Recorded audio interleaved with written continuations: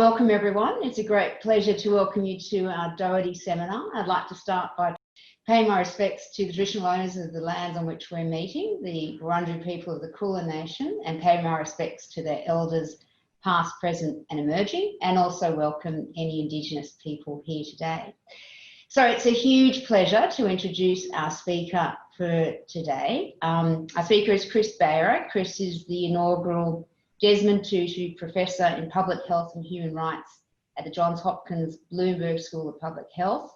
He's Professor of Epidemiology, International Health, Health Behaviour and Society, Nursing and Medicine at Johns Hopkins, and he serves as Director of the Johns Hopkins Training Program in HIV Epidemiology and Prevention Science, and as Founding Director of the Centre of Public Health and Human Rights. Now that's the official introduction. The unofficial introduction is that Chris is a very good friend and colleague. He's a great lover of Australia. He's been here many, many times. He was actually on the organising committee for the AIDS 2014 conference. So in fact, made that unbearable journey to Melbourne on many, many occasions and was a huge help to the success of that conference. He was also the president of the International AIDS Society. He spent a lot of time living in Asia, so he actually knows our part of the world extremely well. And so when we've been thinking about inspirational speakers for the Doherty seminar, and there's a group of us that brainstorm this every year, Chris's name came up, and it was, unanimously supported as our #1 speaker, who we would fly all the way from Baltimore to Melbourne, and he could immerse himself into the Doherty for perhaps a few days, but unfortunately COVID came in the way, which means we're hosting him on Zoom, which he probably spends his every living moment on Zoom, 10 p.m. in his house in Baltimore, and therefore not able to share the fun of Melbourne and meet all of you here at the Doherty. So we're going to do that eventually, Chris, once this crisis is over. So amongst Chris's many, many interests and his major leadership in the HIV response, he has recently turned his efforts to COVID-19, as many fabulous leaders in infectious diseases have done in the US. And I recently learned that he's been very active in Operation Warp Speed and playing a key role in advising the government on approaches with COVID vaccines. So given the huge interest in this area everywhere, but particularly within the Institute, we thought this would be a wonderful topic for Chris to address. So please join me in welcoming Chris Beyrer virtually, soon to be in person at some stage in the future. Welcome, Chris. So wonderful to see you. Well, thank you so much, Aaron. It's wonderful to see you. And boy, I wish I was in Melbourne with you all, as you said, and it's so true. It's a city close to my heart. I have many heart friends there, including you and Bob, and I've really had just wonderful experiences always being in Melbourne and being in Australia. I also want to just take this opportunity because I haven't been able to do that except via email. So this is as close as we're going to get for now, to just congratulate you on being elected President-elect of the International AIDS Society. That is so wonderful. And I know that you're going to, I can hear Françoise Barry-Sinoussi, my immediate predecessor, behind me saying, bring back the science. And I know that you're really going to lead the organization and keep that incredibly important focus on basic science, discovery, and innovation. So congratulations. Thank you. It's really, really marvelous. I'm going to talk with you, as Sharon said, about the COVID vaccine effort. Let me share my screen. And I thought what I would do is lay out sort of the structure and the plans and the ideas behind Operation Warp Speed. I am an infectious disease epidemiologist and not an immunologist or a virologist. So those of you in the audience, I know there are many at the Doherty. I'm not going to get into much of the details of the actual virology and immunology of these vaccines, but I thought it would be interesting for you to see where the US planning and thinking is on this COVID vaccine effort, and then talk to you about some of the unique challenges that we are living through right now in the United States.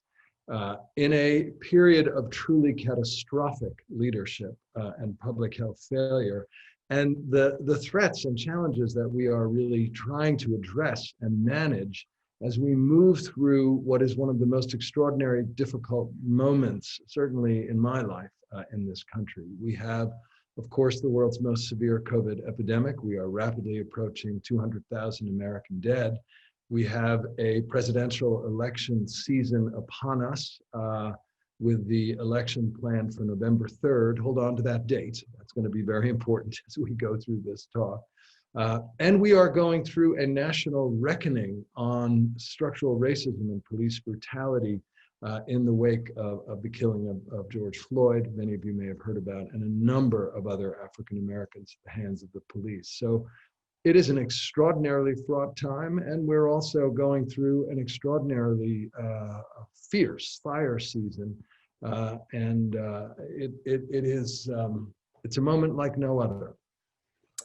However, we're pretty optimistic, and I hope many of you are as well, about the development of a SARS-CoV-2 vaccine. And there are a couple of reasons for this. And I think one certainly is that this is a virus for which natural immunity does really work. A significant majority of people infected by this virus manage to handle it, many of them asymptomatically entirely, despite the very clear and known lethality and a very complex array of clinical syndromes that this virus can cause.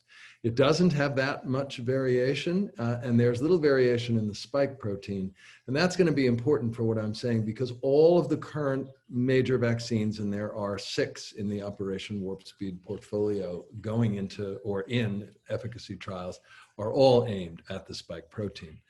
There isn't evidence of latent infection.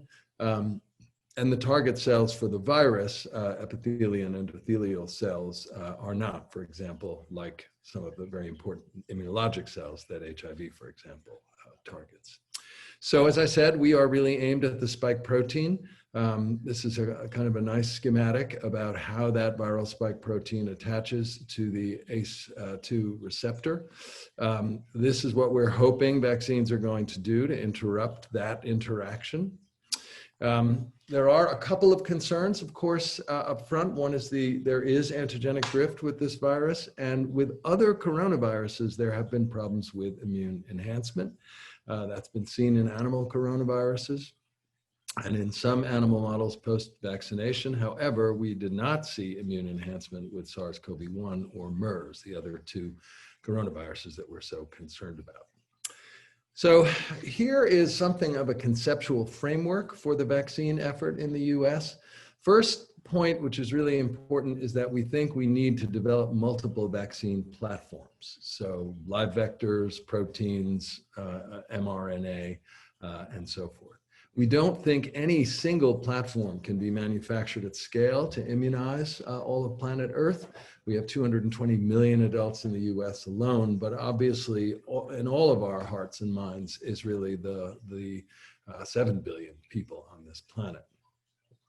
We know the known platforms for the field scientifically, but manufacturing scalability is really important. And that is also why we think we need multiple platforms, because nobody is going to be able to make enough of just one platform.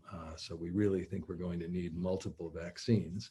We have a coordinated US effort involving global manufacturing companies. Unfortunately, that effort, as you will see and hear, is largely a go-it-alone approach at this point. And of course, we're in the process of withdrawing from WHO, and we are not participating in COVAX, the global effort to develop and make accessible COVID vaccines. So that is an enormous challenge. But nevertheless, within the US itself, there's an all-of-government approach underway, and it really is an unprecedented coordinated effort to test, manufacture vaccines at scale, and deliver vaccines. So we have multiple platforms, as I said, in the vaccine technologies. Warp Speed right now is involved essentially in 3. The mRNA, which was one of the first out of the gate, the Moderna mRNA vaccine, is almost fully enrolled in a 30,000 person trial. The second is the chimp adenoviral vectored vaccine from AstraZeneca, currently on a pause in the US. And then third up is going to be some of the protein vaccines. How are we organizing to do this? Well, this is the global vision, the idea that we would have global cooperation and transparency, and that we would maximize the speed, veracity, and decision-making to deliver scientific advances to the global population. That is not how it is panning out, but that certainly was the founding vision. There's a very important layout by the leaders of the COVID vaccine effort, Larry Corey, who is the PI of the COVID VPN, John Mascola, who many of you will know is at the Vaccine Research Center at the NIH, Tony Fauci, Francis Collins, and they laid out in this article in Science in May, basically the structure that we are now following. A collaborative platform for conducting harmonized, randomized controlled vaccine efficacy trials, obviously trying to get both safety and efficacy data for several vaccine candidates in parallel, and very importantly, to manufacture all of those candidate vaccines while the efficacy trials are underway. So that's really where the time saving is happening. We are not short-circuiting safety or efficacy. We are doing full-scale efficacy trials. This is what the schema of these harmonized efficacy trials looks like. But we are in the process of manufacturing all of the vaccines such that if we do have safety and efficacy, perhaps in the first quarter of 2021, we will be able to go already have manufacture of at least several million doses and hopefully many more. So there are 5 platforms underway. This is what Operation Warp Speed at its core is about. It is harmonized licensure efficacy trials, so harmonized across design and endpoint, collaborating clinical trial networks, and those include, very importantly, the old HIV vaccine prevention and clinical trial networks that have been stood up by the NIH. So that's the HVTN, the HPTN, and the ACTG, among many others. Coordination across collaborating labs for defining infection, for quantifying immune responses to spike and T-cell responses, a cross-platform data safety and monitoring board infrastructure, independent and able to make decisions about safety and efficacy, and a between trial statistical group for correlates of protection, and that is being led by the group at Sharp. Some of you may know Peter Gilbert, a really extraordinary design statistician who is leading that effort. So this is a harmonized clinical trial model. Each with a single candidate versus placebo. The designs are N's of 30,000, either 1-to-1 or 2-to-1. So the 2-to-1 design would be 20,000 vaccinees, 10,000 placebo recipients. Using common assays for defining cases, common labs. All of the DSMBs are supported by the NIH, by NIAID, as are the biostatisticians. And that is really our harmonized structure. The framework is really that if we have these initial targets for the 5 large pharma vaccines, and I'll show you which ones they are, and we are able to define a correlate, we may be able to use that for subsequent trials. If 2 or more trials show a similar correlate, we may be able to define a surrogate marker for protection. And that would, of course, make these subsequent studies much more easily. And also, we think that not every platform and every type of vaccine will work for all population groups. We really need to define that. And we have a particular focus in subsequent trials for pregnant women, for children under age 18, for the older elderly. Right now, all of the trials that we are going to look at and talk about are for 18 and older. So who is doing this? How are these trials getting done? Well, the COVID-19 Vaccine Prevention Network, the CoVPN, is taking the lead for doing the trials along with the clinical research organizations, the CROs that are supported by pharma. So this is a hybrid public-private model. The vaccine efficacy trials are being led by Larry Corey and a wonderful investigator named Kathy Newsel at University of Maryland. There are also broadly neutralizing antibody trials for prevention. I'm not going to talk about those in this talk, but these are particularly aimed, for example, at very elderly patients who may not be able to mount an immune response. These trials are being done in two designs: household design, looking at using VNABs to protect members of a household with a known COVID infection, and looking at people in congregate settings, nursing homes, rehab facilities, and the like. The designs are robust, happily. Really across the board, this is the power calculation from Peter Gilbert's group. We basically have very good power to detect differences in clinical endpoints. And this is really a critical point, that these are not primary prevention candidates. We don't think that primary prevention is a likely goal because of the extraordinary infectivity of this respiratory pathogen. And instead, these endpoints are clinical endpoints, disease endpoints like pneumonia, hospitalization, ARDS. So these are harmonized across clinical endpoint trials. This is a little bit out of date now, but it is the timeline for the vaccine trials, and I'll just go through it very quickly. The first one is the Moderna. That's the phase 3, 30,000 person trial. That protocol opened July 27th. It has already enrolled 24,000 people, and it will be closing within a week or two. So it really has been an extraordinarily rapid enrollment. The AstraZeneca trial did not open on August 14th. It actually opened on August 28th, but it is on a pause in the United States. You may know that there was a potential adverse event in a trial participant in the UK. The UK has reopened that study, as have the other two countries, South Africa and Brazil. But the US FDA is reviewing the data from the AstraZeneca adverse event, and so we are still on a pause with that trial. After that, the Janssen trial is due to start with their candidate in September, Novavax in October, and the Sanofi phase 3 probably in late 2020. So as you can see, this is an extraordinarily ambitious effort. Altogether, this requires roughly 150,000 volunteers. This is just to give you a feel for Moderna, the first trial coming out of the blocks. What you're seeing here is all the clinical trial sites, the NIAID supported sites. So those are from the old HVTN and HPTN are in black.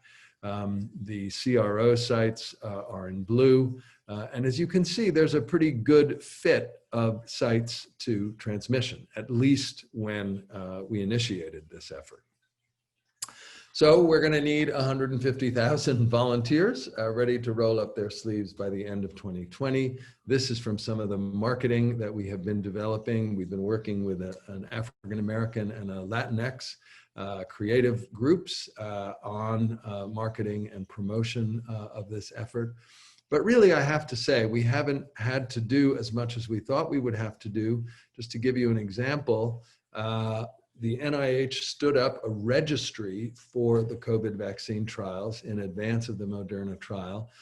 Without a lot of promotion, you can click onto it, learn about the vaccines, get information about what is known. And then if you decide that you would like to volunteer, you click through, fill out a questionnaire that looks at demographics and risk.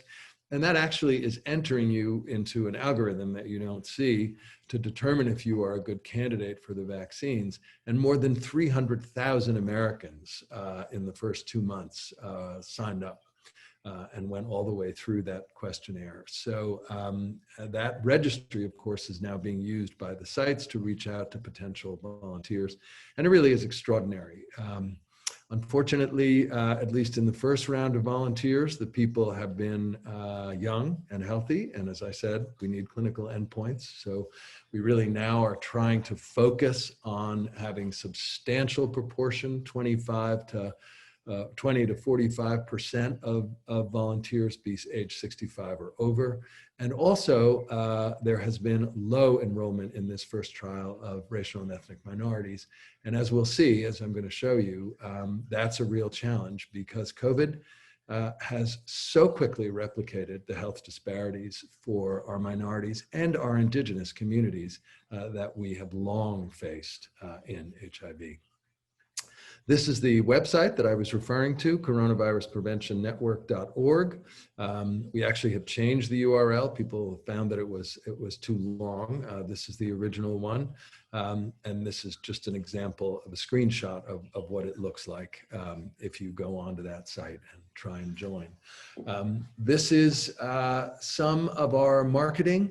The principle, it's been really fascinating to watch this process happen. We did a great deal of focus groups and assessments all over the country of where people were and what they were thinking and feeling.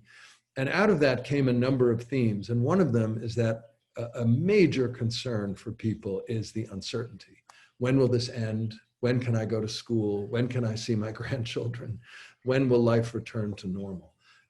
And so the theme of our enrollment campaign is help end the uncertainty, right? As you can see up there.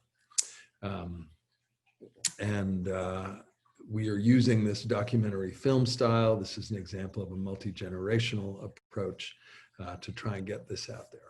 So that's Operation Warp Speed. Those are the trials. That's the structure. And now let's talk about some of these challenges and what we're really facing. So the first thing to say, and as an American and as an infectious disease epidemiologist, I have to say that this has been one of the most painful and difficult experiences that I have ever lived through. We are really living through a catastrophic failure of political leadership at the top. What has happened to America is the answer to the question, what happens if a political leadership of a country basically abrogates responsibility and tries to hand over to the states and counties all the decisions about how to respond to a pandemic? The answer is you can't do that.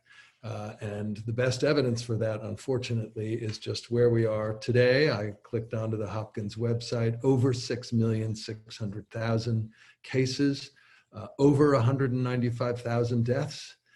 In March, the worst case scenario was that we might have as many as 200,000 dead. We will be there in days, not weeks. And I just wanted to contrast and show you this. This is just from March through June of the trajectory that we were on with Europe. I think it's very clear that at least through March, we were on a very similar trajectory with just a time lag because of later viral introduction. And of course, you couldn't see where we are now on this curve. It truly has been a catastrophic response. So that's part of where we are. Where we are is that we have the world's worst COVID-19 epidemic. There was a very nice piece that just came out today from my colleague Jennifer Nuzzo and her group at Hopkins. She's in the Center for Public Health Preparedness that has tried to understand what really were the determining factors in this failure. And they essentially came up with two. One is that we have an extraordinarily low level of public confidence in the government. That, of course, is a two-way street. The government, led by President Trump, gave out a series of conflicting and confusing messages from the very beginning, and that has not improved. In addition, of course, we have a uniquely inequitous and unjust healthcare system. The US is ranked 175th globally out of about 190 countries due to its absence of laws mandating universal health coverage and large numbers of underinsured and uninsured individuals. And this is directly out of Jennifer's paper, a lack of guaranteed access to healthcare for all citizens leaves many individuals vulnerable during times of emergency. That is absolutely the case. So let's look at some of these inequities, and I will just say that my own group at Hopkins and a number of others have been working on a number of these inequities, trying to understand them. trying to measure them, and it's been enormously challenging. But here, for example, is one very important aspect of this, which is that if you look at this particular analysis, and this is from the CDC MMWR, which has been under political attack, by the way. If you look at Americans over age 85, where there, of course, have been so many deaths, and the ratio of deaths, this is a rate ratio for white, Black, and Latino Americans. Black Americans are still doing worse, but white and Latino Americans are really pretty close. Look what happens in these younger age groups. In these younger age groups, white Americans are so absolutely spared compared to African Americans and Latino Americans, right? And there are a number of reasons for that, and we need to be subtle about those. There has been an absolutely extraordinary misappropriation of blame on communities of color, and a lack, I think, of very clear scientific exploration of why that would be. And here are a couple of the elements. This is also from a recent paper of ours and from several others. So the first is that people of color are overrepresented in essential service industries with increased exposure, right? So basically, one in 5 African Americans and 1 in 6 Latinos has a job for which they can telecommute. So while all of us, while middle class and majority white Americans have been able to social distance and be at home and telecommute, our Black and brown communities have kept the country going. And they have done so at their peril and at their cost. It's also the case, of course, that because we have a healthcare system that is tied to employment in the United States, and by the way, we have more than 28 million unemployed, low-wage jobs don't provide health insurance. They don't provide paid sick leave, so people are afraid if they're sick that they will lose their job. They don't provide childcare. They don't provide options to work from home, and they very often don't have other benefits. We also have a highly segregated country, and people of color are more likely to live in residentially segregated settings with high housing density. Many of those, including East Baltimore, where I have worked for the last 28 years, is a food desert. There's almost nothing healthy to eat or buy there. There are more multi-generational households with limited space. That has a huge impact on social distancing. And of course, there are an array of other stressors for people. Including in many communities, fears of violence, very absolutely understandable fears of violence that increase people's likelihood of staying inside. And of course, this is so much an indoor virus.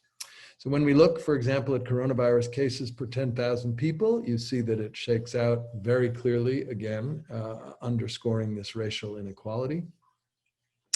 And if we hone down particularly on African Americans, it's kind of even more striking. So only, as I said, 1 in 5 African Americans can work from home.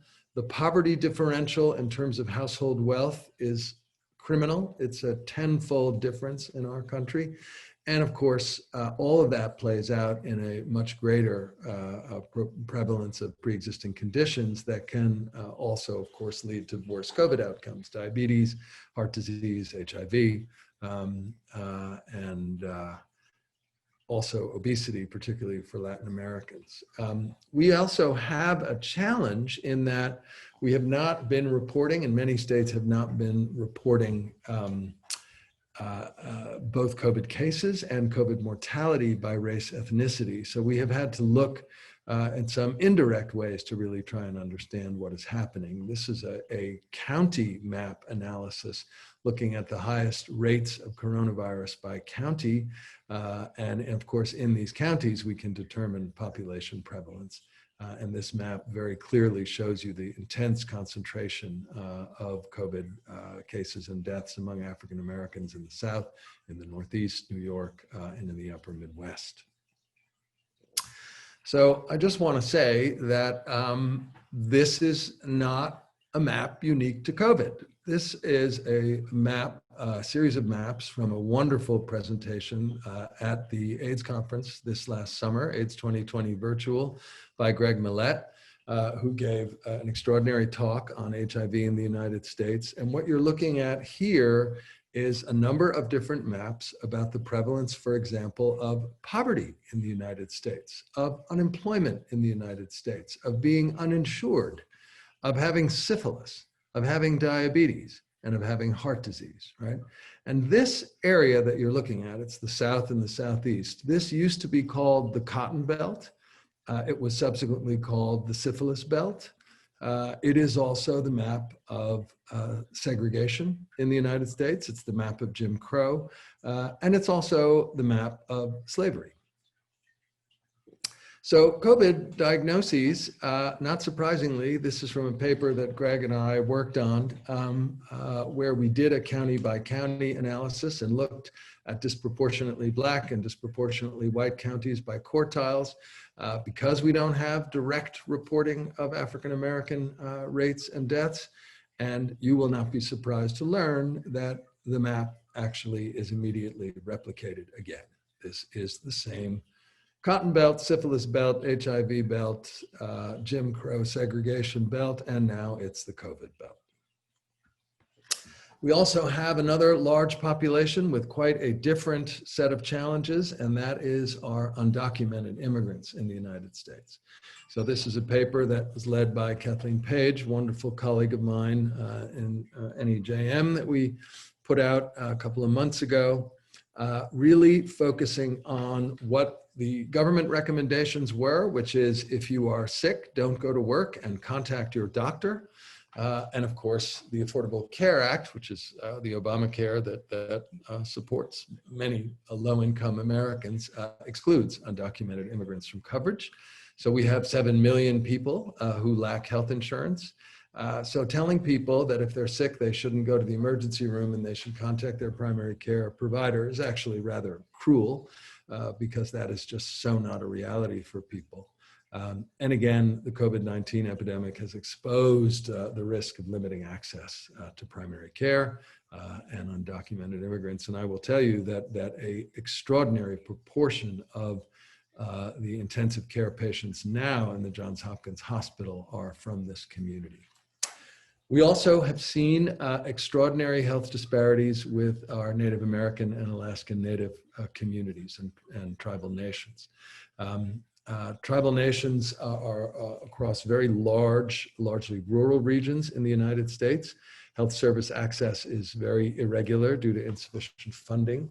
Again, high levels of underlying conditions, particularly heart disease and diabetes, that can predispose to having more severe outcomes. It's also, when we think about things like hand washing, Native households on our tribal lands 4 times more likely to have no indoor plumbing compared to other US families. And these communities have been extraordinarily hard hit. Navajo Nation, just as an example, has had many tens of thousands of cases now and a large number of deaths. And we also, of course, have elderly populations where we've had significant deaths. That's true in many countries, but of course our nursing homes were very ill prepared, did not have a national plan for nursing homes, and many of them were caught unprepared early on. So this remains a challenge for us. It's one aspect of the epidemic, I would say, that is getting better, but after an intense loss of life. I want to just say 1 or 2 things from a human rights perspective, because I think that also is really important. And I think that one of the rights that we have perhaps paid insufficient attention to is Article 27 of the Universal Declaration of Human Rights, which basically asserts that we all have a right to participate in cultural life and to share in scientific advancement and its benefits. That is a very important thing to think about, that we have a right to benefit from the advancements in science. That means that we actually have a right to evidence, to good scientific evidence, and to what you might put forward as something like policy based on scientific evidence. So unfortunately, of course, we have a leader who has been deliberately misstating the evidence. It turns out he was well aware of the severity of this epidemic in February.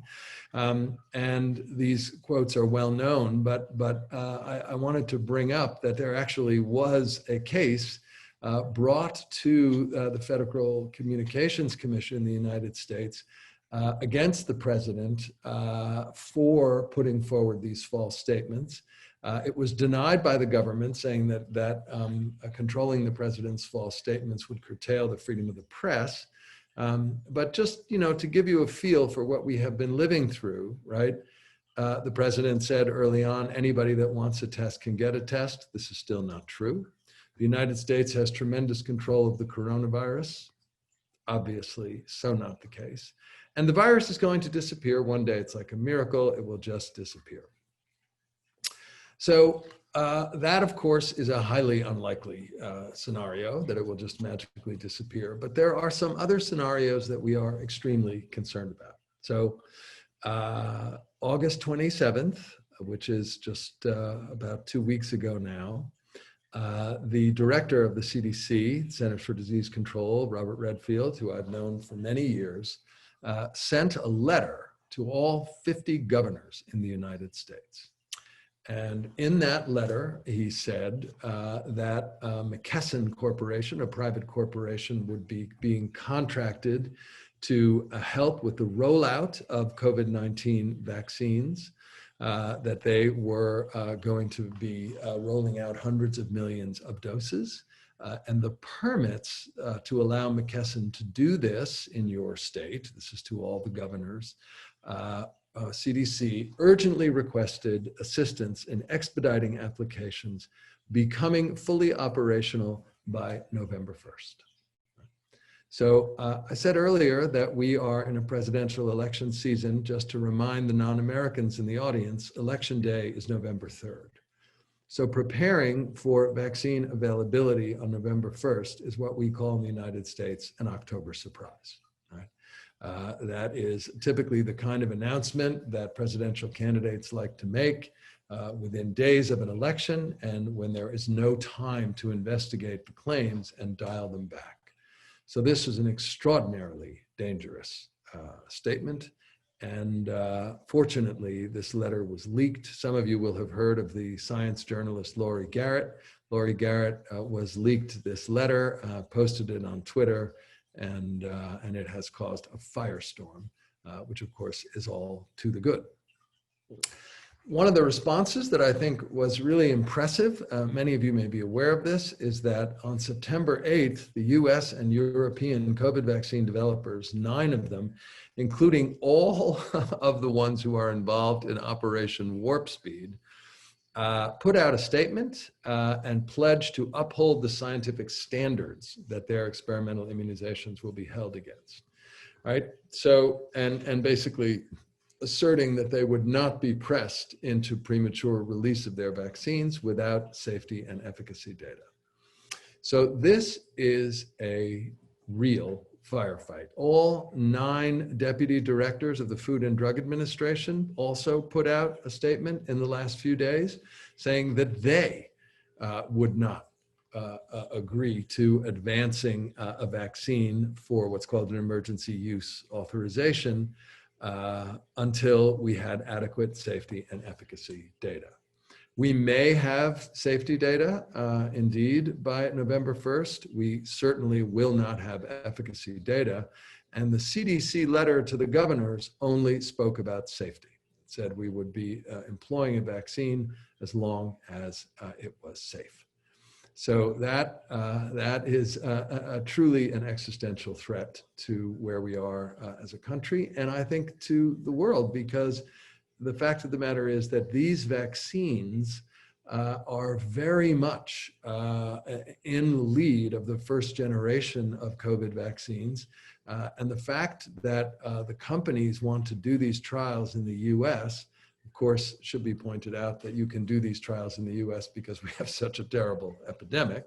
But it's also true that, at least for now, the FDA remains a global standard and of regulatory rigor and these companies really want their vaccines to go through that FDA review. So it is an extraordinarily fraught moment. We are working very hard to protect the scientific integrity of the conduct of these trials, to protect the regulatory agencies, and also to try and ensure that we have more diverse and inclusive vaccine trials that include the populations who are most at risk. And that is so important for thinking about what comes next if we do get a safe and effective vaccine, which is availability, access, uptake, use, and equitable distribution. It will be wonderful to be able to revisit with all of you when we actually can have that conversation, when we have vaccines that are safe and effective and we can talk about equitable use. Lots of people contributed to this talk and brought slides along, particularly Larry Corey and Kathy Newsel. From the co-VPN, Jim Kublin and Michelle Andrzejczyk, Stefan Wallace and Sally Bach, the NIH, Dr. Fauci, of course, and Francis Collins, the BRC colleagues, and also the NIH, who have really been quite extraordinary. So with that, I will stop. I'm going to stop screen sharing. I'm going to try and go to a nice view where I can see more people. And of course, I am absolutely delighted to answer any questions or hear what you. Thank you so much, Chris. The very best and the very worst of the US we see on display here. The science and pace of science has been incredible to watch, and rolling out vaccines for 150,000 people over 4 months is extraordinary. And then the flip side of what's going on in public health, and of course compounded by the leadership. Lots to think about. We've got a few questions coming in, so please feel free to send them in. You can use either the Q&A or the chat box. And so I'll start with the first. It's an anonymous attendee. It's anonymous, I don't know who's asked it, but we've got a really fabulously large group of people on the call, including our Vice Chancellor, I should add, Duncan Mason has joined, a microbiologist actually, but I did let him know about the talk, so welcome to Duncan, special welcome to Duncan. Would love to know what Chris thinks of Victoria and Australia's response to the pandemic. I know that Chris is very much a global citizen. I'm not sure he's tracked what's happened closely in Australia and Victoria, but if you haven't, I can fill you in. But what's your view of how we've responded here? Well, fortunately, I think you had from very far away an early and vigorous response. And it is a part of the way this virus operates that there are going to be flare-ups. It's such an infectious pathogen. And at least for most of the world, perhaps some Southeast Asian populations aside, the fact that none of us have ever seen this before also means that there just isn't pre-existing immunity. And so it's an enormously difficult pathogen to contain. It does seem, again, of course, that you've had another significant outbreak. You know where that came from. You have, of course, an extraordinary public health infrastructure and a much more just healthcare system than we have. And your citizens don't live in fear that if they are laid off from work, they will lose access to healthcare for themselves and their families. That is an enormous difference in my country, and I think it's very hard to explain without understanding how deep the racial divisions are in our country and how many people feel that the poor are undeserving. And that's just a huge difference in trying to mount a public health response when you have such an iniquitous system, and it keeps throwing these challenges in your way. You in a way are in an enviable position. I know there are challenges, and we know there are inequalities, but we are way further along on the Gini coefficient curve than Australia. Way further. Yeah, and also, I mean, just seeing that the leadership has been key, I think, here in Australia. Prime Minister, very much informed by the science. the Premier of Victoria is becoming a little unpopular at the moment, but he's definitely showing strong leadership, sticking by unpopular policies and, takes the leadership's the big issue. You mentioned earlier about, before we got on the call, how each governor's running their own show in America and there's no national strategy. Do you want to just comment quickly, reflect on that, about what a national strategy might do? Well, as I said, the states are not biological entities, right? They as far as the virus is concerned, they're fictions. And that's very important because, of course, it has meant that some places were open and some places were closed, and people were free to go to all kinds of things, including political rallies and motorcycle rallies and big holiday vacations with people coming from all over the country. Some municipalities within cities, within states, for example, Atlanta, the mayor of Atlanta, who's a very strong public health minded person, African-American woman, Democrat, tried to mandate mask wearing in public spaces in Atlanta. And she was sued by her own governor, who was a conservative Republican, who said, no, you can't do that. It's against, our freedom as Georgians, right? And Atlanta is in Georgia. So that kind of dysfunction is what happens when there isn't a national strategy, when there isn't a national mask mandate, when there isn't a national plan for testing, right? We actually had the states, because there was no federal plan, in a series of firefights over PPE, over testing, wealthier states outbidding poorer states, higher prevalence, and all of this in the face of what must be said was just an extraordinarily heroic response on the part of ordinary people, right? This political chaos. And in the meantime, healthcare providers, doctors, nurses, techs, everybody from New York going to states like Arizona and Georgia after the New York epidemic was over and they had COVID experience and knew how to manage these patients, volunteering to go to other states. The frontline folks continuing to show up for work and keep the grocery stores stocked and keep buildings cleaned, in the face of people, refusing to wear masks and refusing to follow the mandates. And I think, this is public health communication 101. You have to have clear, consistent messaging. You have to explain the rationale behind what it is you're doing, and you have to model and demonstrate the behavior you want people to follow. So, the White House party to celebrate the nomination of the president, which by the way is unconstitutional. You're not allowed to use the White House for that use, just a minor aside. Well, we have unconstitutional events every few hours these days, so we're all getting used to it, but nevertheless, it's unconstitutional. Was a party with several thousand people and nobody wearing masks and nobody social distanced right in the middle of an epidemic in a city, Washington, D.C., that has a quite severe epidemic. And where the mayor, again, was trying to mandate public health controls. So this is what not to do, right? I think it's fair to say that at least in the first few months, we really did have voices like Tony Fauci and others standing up and being very much present and countering the president and countering this messaging. And because of that, they were moved to the side.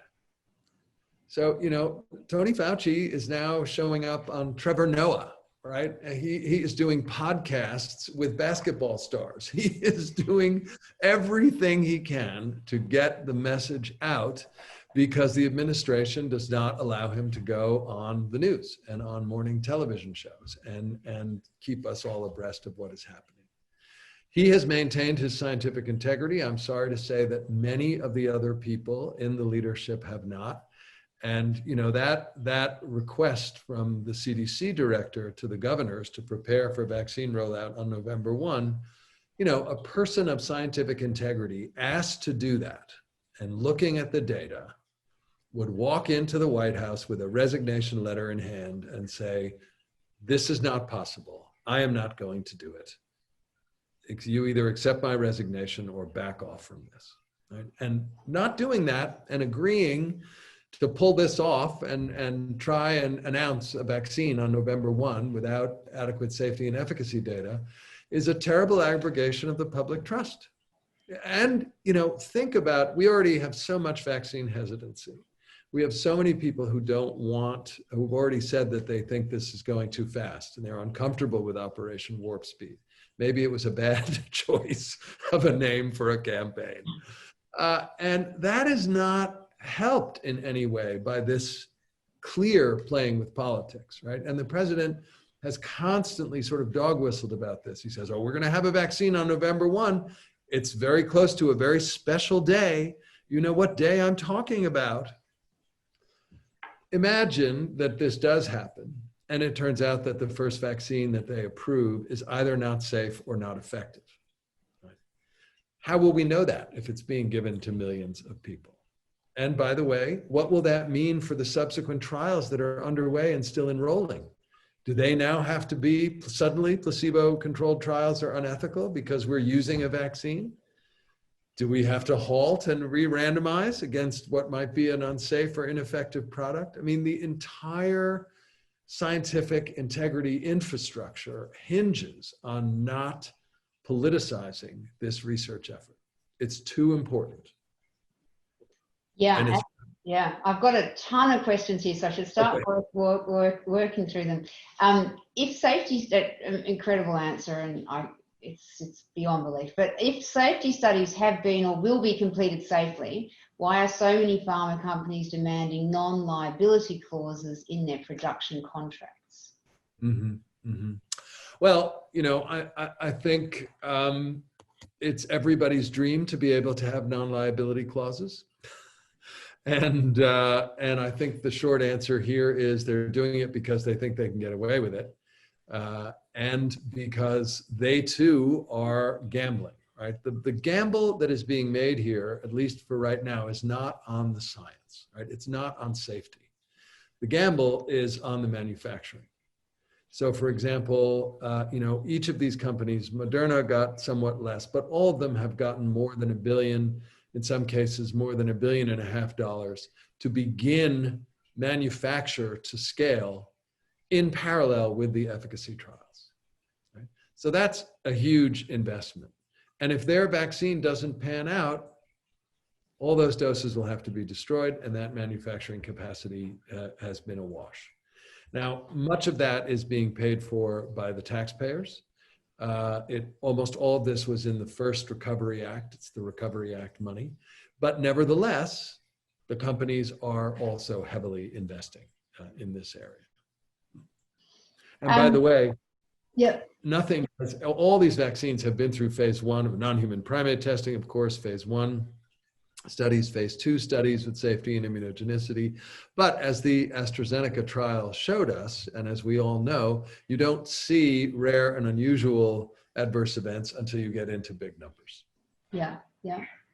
I've got a question here, actually, you know, Tony Fauci, who's now become a household name even in Australia. Jennifer Henry, welcome Jennifer, has asked, why does Tony Fauci remain in his role as presidential advisor when the current president clearly has a lack of respect for scientific advice? Yeah, yeah. Well, I think the key thing to remember there is, first of all, that the actual position that he is in, which is director of the National Institute of Allergy and Infectious Diseases, is a career public health appointment. It is not a political appointment. So the only political appointment at the NIH is the NIH director. So that is Francis Collins. And Francis Collins, who many of you will know is a Nobel laureate, Human Genome Project, is actually an Obama appointee. And he is one of the only Obama appointees who still survives. Mm. So he and Tony Fauci are really the architects in a major way of this vaccine effort. And I think that the only part of the US federal response that you could say is going well is the research arm. And that is the part of it that is under Collins and Fauci. And I think Tony is staying there because it is of such vital importance. Now, to what extent he still is an advisor on the task force is another question. So he has been replaced by other people. It's not clear he's not going to the White House with anywhere near the same frequency, that he has the president's ear. And I think if he was able to stay there, he would have tried. There's no question about that. Despite the complete lack of, it's not just a lack of support for science, it's an outright disparagement of expertise, right, of all kinds. Yeah, I've actually got a sort of a similar question here, building on that theme, and apologies to all the people that are sending in wonderful questions because I'll get through all of them. But one person's asked, how can we as a scientific community counter this anti-elite mentality that seems to be running rampant, besides bringing out statements that have little traction outside the media? So how can the scientific community kind of counter this? And I'm sure you're thinking about this a lot amongst your peers in the US. Yeah. Well, I think first of all, we can't do it alone. So part of our major engagement strategy has been engaging, for example, the Congressional Black Caucus, the Congressional Native Caucus, and the Congressional Hispanic Caucus to make sure that lawmakers who are out there and who are thoughtful and who are supporting science understand the science and understand where we're coming from. We also have had and have ongoing a major effort with the faith community, particularly for African Americans, but also for indigenous people and Latino communities. And it's true in general. Americans listen a lot to faith leaders. We are one of the more church-going or religious attendance cultures. And we really need that community to be with us and understand what we're doing and what the science is. We have a whole array of faith ambassadors, people who we've been training and educating and supporting to get out there and spread the word. That's really very important in our cultural context. I think the other reality is that we also really have to work with the media. The media, is covering this intently. Sometimes they get it right, sometimes they get it wrong. There are very good journalists out there, and then there are very unhelpful approaches. And so we've been doing a lot of that work. I feel like, that my new job, my side job is educating journalists about vaccine trials. All of a sudden, everybody wants to know what phase 3 is, and stopping rules, and a DSMB. And we need to do that work because that is actually the language of what we're talking about now. So I think all of that matters. In terms of vaccine hesitancy, we also have got to be a lot more sophisticated about disinformation. And there are active disinformation campaigns, and we know that people are out there trying to undermine these efforts for an array of reasons. And all three, the US, Russia, and China, have engaged in this against each other with their people. And that is just unconscionable, in my view. China has put forward that this virus was developed by the US military. We have been calling it the Wuhan virus and the Kung Fu virus. And of course, the Russians are actively engaged in disinformation about vaccines. So, and that has to be countered. It has to be countered on social media. We're just on 1 o'clock, but I want to end with a positive question. Yeah. Okay. And this wonderful question comes from Sammy Badui, and it's to end on a slightly positive note, because otherwise we'll go home in despair. No. Is there a silver lining in COVID-19? Do you see a path towards the pandemic helping to heal many of these disparities? Yeah. Well, I think one lesson that we may not all have learned or absorbed, and certainly the governments haven't, but I think people have, is that the idea somehow that any country can be hived off from what is happening globally is clearly shown to be not the case, right? We are actually all in this together. And that's going to be especially true if and when, inshallah, we do have safe and effective COVID vaccines, that this won't be over until the world is protected, right? And we can't leave anybody behind because this virus will continue to circulate and there'll be reintroductions, and we'll all be facing that again. So I think that solidarity is really important. There's also been, I think, an incredible recognition on the part of the American people of healthcare workers and providers and frontline workers and essential workers, first responders. That really has just been extraordinary. And we've seen that all over the world. And, you know, we've seen the 7 p.m. celebrations of healthcare workers in Italy and Spain and in the US. And that really is extraordinary because, you know, it takes some courage every day to go into infectious disease wards and do what so many people do. And now there's this appreciation for it.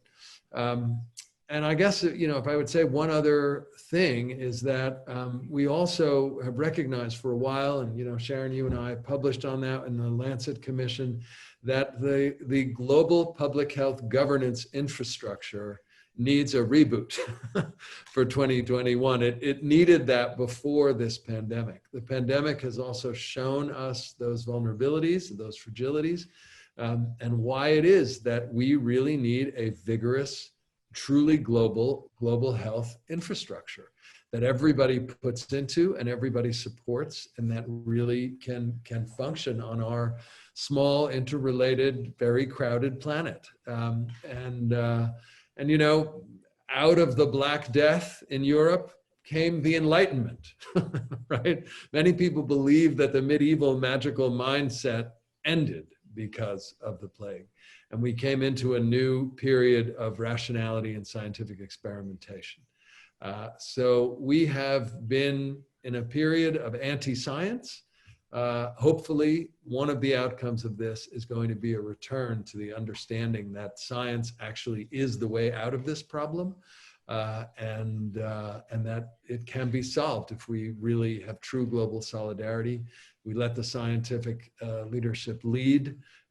We care about the least among us. We don't exclude anybody from the response. And we really respect that right of everybody to benefit from the outcomes of science. Well, I think it's a fundamental human right. It's a fundamental human right. It's a really great way to finish what's been an extraordinary talk. I've got many, many questions. Maybe we can send you some of these afterwards. Yeah, please. I'm happy to do that. Keep them. For everyone else, this is recorded. So if you wanted to share with your friends and colleagues about this talk, please let them know they can watch it. Thank you so much, Chris. We're thinking of you in the US, and we hope we can visit each other soon. Soon, absolutely. It's been an absolute joy to speak to you all, and everybody take care and be safe, and wish us all the best on November 3rd. All right, see you later, and thanks. It's so late for you. Good night. Bye. Good night.